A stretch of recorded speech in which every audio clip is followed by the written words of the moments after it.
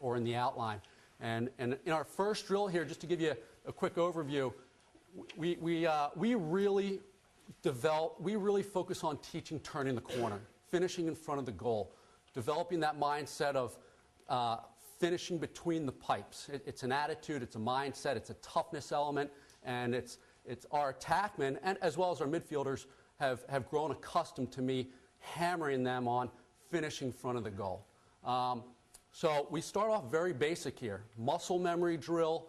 We call it NASCAR turn the corner just because we're turning the corner tight to the crease. So when I tell the attackman, hey, we're going NASCAR, we're utilizing one type of turning the corner drill.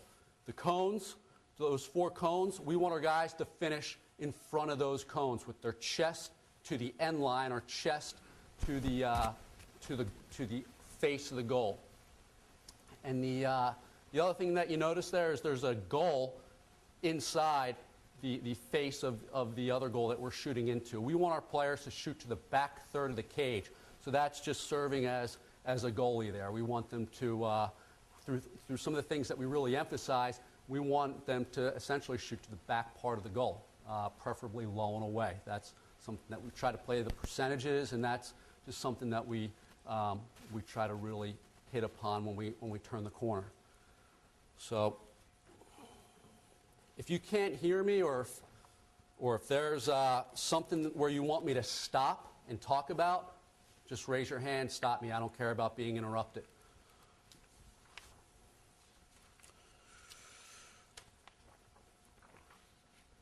So really, in this first drill here, and I'm going to roll it, I'll pick out some of the things that we like, more importantly, some of the things that we don't like with our guys.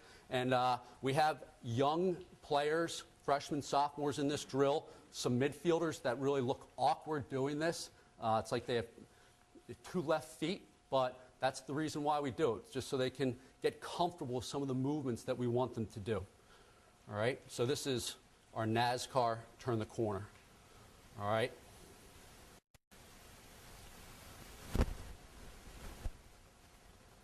All right, now freeze it. So our primary emphasis in this drill is getting we'll break it down from head to toe. With our head, okay, we want to be seeing the field. All right, we don't want our players looking down. We want them to be able to read and react. The next thing that we talk about moving to our shoulders is getting our far shoulder to far pipe, which emphasizes shooting to the back third of the goal. The other thing that we talk about is getting your far hip to your far pipe. So in this instance here, we want this guy's right shoulder getting to the far pipe, as well as his right hip trying to get to the far pipe, utilizing his trunk rotation. The other thing that I hammer our guys on, and we do too often, is we play too upright at times. We want to drop our hips, play low, win that center of gravity war, because that defenseman, if he's going to widen you, the taller you are, the easier it is for you to get widened. You watch some of the great players like Jordan Wolf. He comes around the cage so fast and so low to the ground, it's hard to push him and get your hands on him. So dropping our hips is really important here.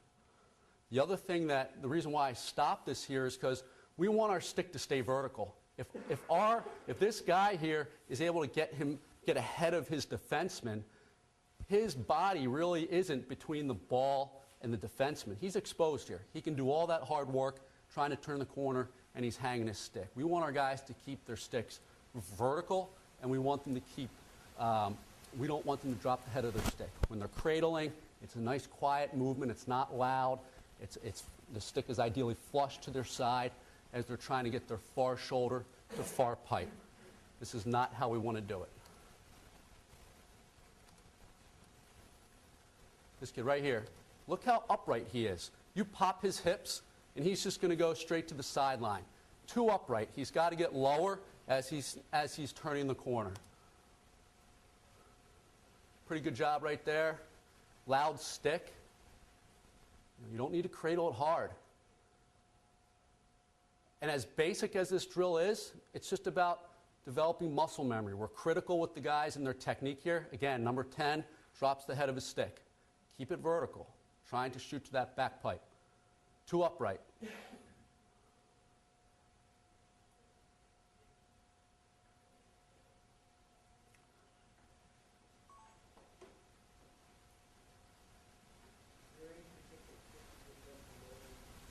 I think you just got, for me, I don't know anything other than saying, hey, you got to drop your hips. You got to get lower. And oftentimes in a build-up sequence, we'll have a defenseman on his hips. We'll incorporate a defenseman in the drill, and they're popping their hips. So if they're getting widened to the sideline, then obviously maybe they're too upright. It's the same as posting up in basketball. You can't post up when your knees are straight. Right. Yeah. I mean, post up, have your butt low, and command the space with your mass. so many of the different drill references can be utilized through other sports.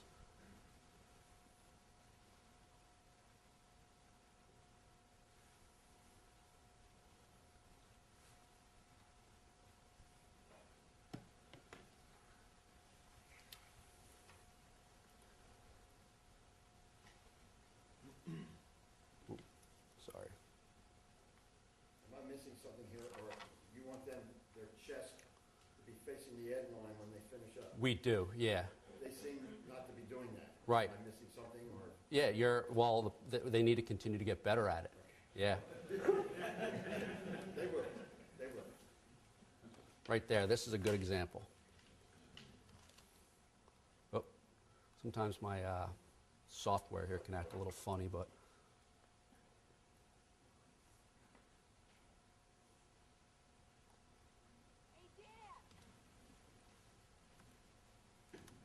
So whatever we do right-handed, we also do left-handed. All right, coming around, turning the corner. For a number of these guys, it's very awkward.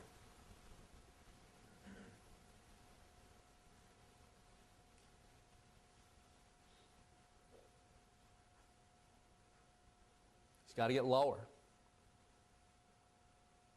Too upright.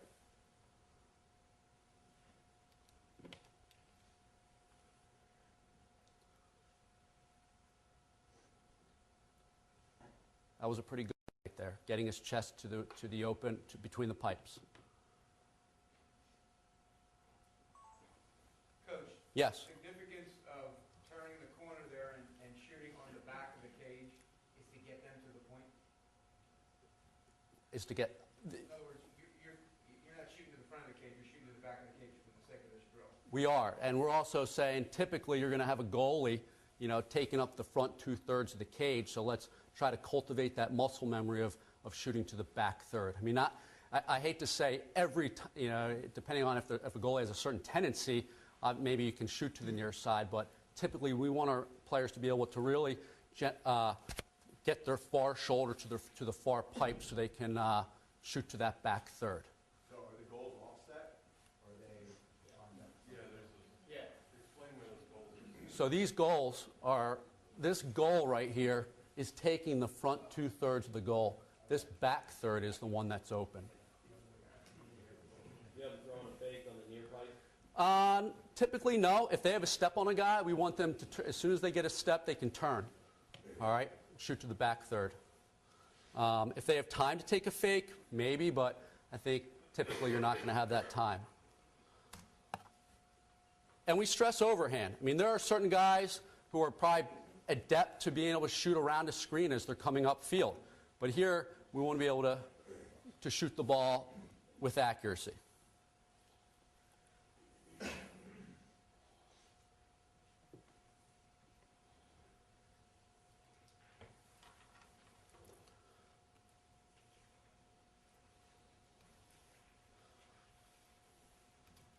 Okay, so this next drill has a turn the corner principle involved, but it also has a couple other skill sets.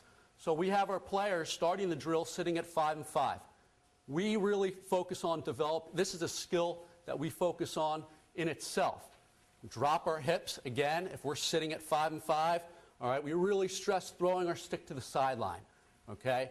Creating separation between that defenseman that's sitting there and exploding away off of our inside foot, throwing our stick to the sideline, moving our feet, and trying to get our chin to our shoulder, thus moving our head, moving our feet so we can give a good entry pass to X. What do you mean 5 and 5? 5 and 5 is the distance about where this bucket's probably a little bit higher, but 5 steps over from goal line extended and 5 steps up.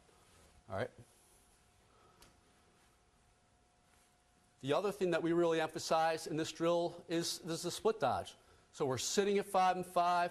We explode away from that imaginary pressure of that defenseman where the bucket would be, reversing the ball through X, and then our split dodge. Again, exploding off our plant foot in our split dodge, changing direction, and then the principles that we just talked about in turning the corner, okay, we want to get our far shoulder to the far pipe. That goal, that goal that's taking up the face of the goal is taking up the front 2/3. So we want our guys to shoot to the far pipe.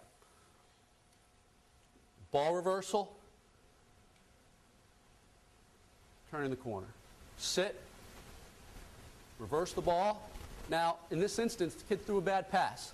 All right? When you throw a bad pass and you're able to force the defense to rotate, you've wasted time. We are hammering the guys on the fundamentals. Especially in an instance here, there's no pressure. There's no defense involved. They should be throwing accurate balls. Their technique with throwing their sticks to the sideline, throwing the ball through X, their passes should generally be accurate. And we hammer that all the time. We don't want balls at their ankles or to the offside. As we transfer the ball through X, we got to play fast and attacking opposite the direction of where the ball came from. So we sit, explode away, split dodge, turn the corner. Really just developing the parts of the game. So there's me just providing some very bad defense. Just trying to accentuate, get your stick away, get your hands away. Punch the sideline, get your hand extended, reach, and then throw through X.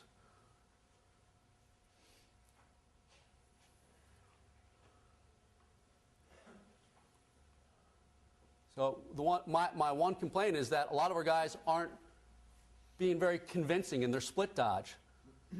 They're also very up. Get your hips lower. Good running backs or point guards in other sports, their hips are low.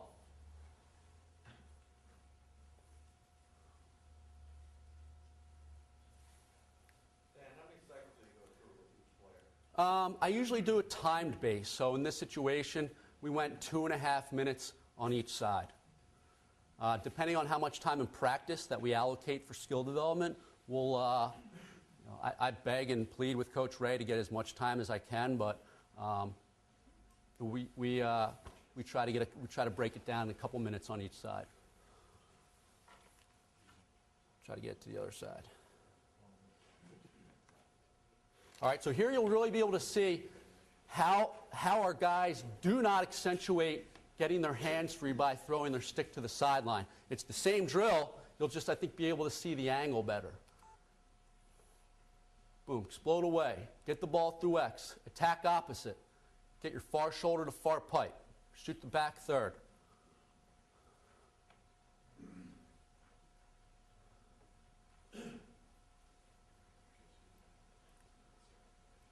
Developing that muscle memory and comfort of being able to come around the cage and shoot overhand. It takes time for our guys to develop these patterns.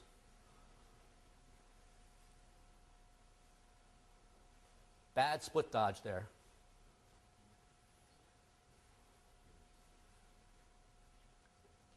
The other thing is if you wanted to, you can change the angle of your pass to X. We just said, hey, I want you guys to receive the ball right about where this white dot is, okay?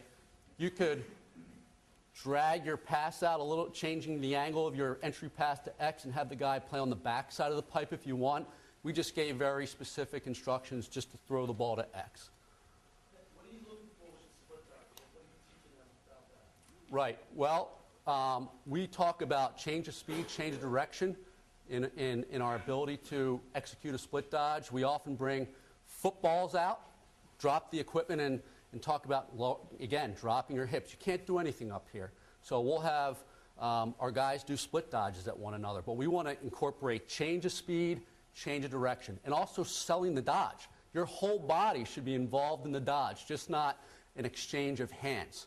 And you'll see, the kids who really play other sports get it. The kids who only play lacrosse their entire lives, their split dodge is like, they're not low. They're not like Barry Sanders breaking people down.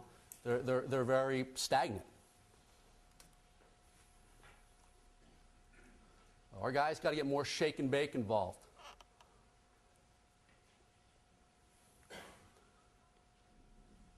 So this is just another way to incorporate turning the corner.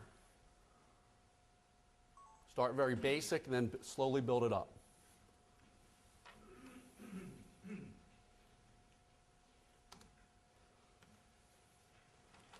Yes? Fundamentally, guys at this level, do you see them regress? Sometimes if you're building through the season, regress fundamentally get a little lazy. Not lazy, but just kind of take a step backwards and do address that. I think some do. I think the younger kids do. We've only been there for 2 years, but we think that the younger guys can fall back on some old habits depending on how they learn. But we really tried to always hammer the fundamentals. You're trying to develop the player here, so they're accountable for that, and to even get on utilize their own time for developing their skill work. So here we got a couple things involved. We got our sitting at 5 and 5. We have our ball reversal. Instead of turning the corner, we decided to incorporate a feed, okay, and a cut. The feeding, we try to, even with our midfielders, we try to really develop the muscle memory of stepping away from pressure so I can free my hands up and throw a good ball, throw a catchable ball. We also have 2 cutters. We had them stacked. We were very nondescript in saying how we want the cut to happen. We just said, just cut. The principle that we use for the cutting is, and the key catchphrase that I heard Bobby Knight once say was, better late than early. So hold your cut. You don't want to time it so that you're coming down and you're receiving the ball 2 yards away from the pass. Hold your cut, better late than early. We also talk about when we cut, left hand left pipe, right hand right pipe. Okay, so if I was cutting to this pipe, I'd be cutting to my left hand. If I was cutting to this pipe, cutting to my right hand. So we got away from the turn the corner principle, but we, again, just taking the part-to-whole relationships. We're ball reversal, through X, attack opposite, step away from pressure, hit your cutter. They could throw it to either guy.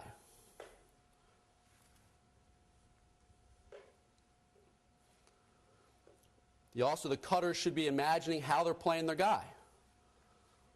Fundamentals, they should be able to execute basic throwing and catching in these drills. And the way we develop our guys, we assume that they know absolutely nothing. They don't know anything. So we want to build them up from the ground up. Again, throw your stick to the sideline. He didn't do a very good job of it.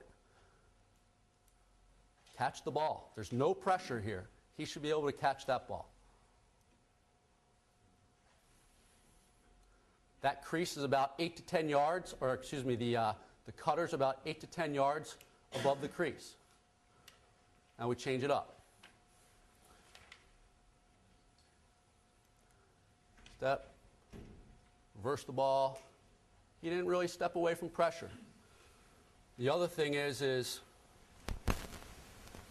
this right here, we have 2 cones as identifiers. Let's get the goal, let's push goal line, extend it, then explode away from pressure to feed your cutters. So we got a pass, a catch, and a cut. Yeah. We don't. No. If a kid can do it at the right time, then hey, go ahead. But we don't. We would rather commit our time to other things. So again, sit, reverse the ball, hold your cut, better late than early, sell your cut.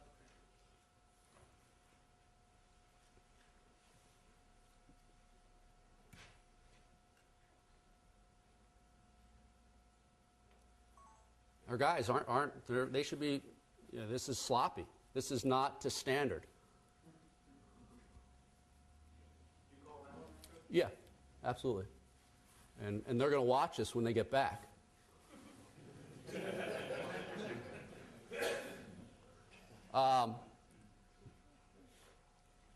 You know, in the right way. They don't need to get crushed for it, but we did. So here we have a different drill. We have, again, the emphasis of reversing the ball through X. Now we have a pick coming. All right, so we reverse the ball, pick, okay? We'll reverse the ball off the pick to turning the corner. So you've now incorporated another element to the game in developing your overall offense. Coming back, though, to the emphasis of toughness, finishing in front of the goal. All right, so we have a ball reversal. Now we have a pick. Now you can pick in a number of different ways at this location. We didn't tell our guys to pick one specific way, just set a pick. The one expression that I use in the outline is tap and go. That's an expression that I learned from the Xavier basketball coach, who was supposedly the mastermind of the two-man game. And that means he's kind of like slipping or just flying right by the individual with the ball. So you're not necessarily setting that traditional stationary pick. You're trying to create some hesitation with that imaginary on-ball defenseman, and then you're opening up to the ball and attacking opposite. Some guys will stop at their pick. And you also have some basic principles involved here. You have a clear through. The guy who just threw it is responsible for following the guy who's to turn the corner.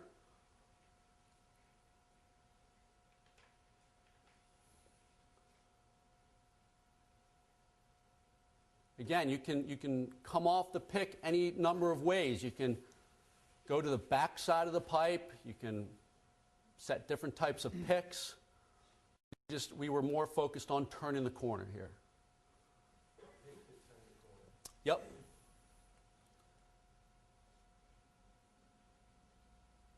His pass. So we introduce a cut. We call it a slip cut. It's just basically for this individual here who would be responsible for clearing space if this guy at X was to dodge. We say, all right, if your guy is going to come off of you and slide, follow the slide. Or maybe his defenseman is staring at the ball, so cut to the back side of his head. We really try to teach our guys to work off the ball. What can I do without it if I don't have the ball? So we pick, roll away, attack opposite, cut. The ball probably should have been or stick should have been in his left hand.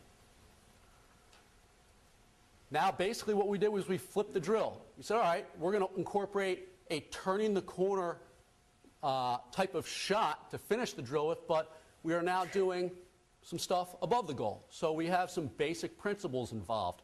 We have a V-cut. We have a pass. We have a dodge. We have ball reversal, attacking opposite, and then we work on getting the ball through X at a different angle. Dodge, roll away, one more, attack opposite, and now we have our turn the corner principle, which is slightly different. Different passing angle.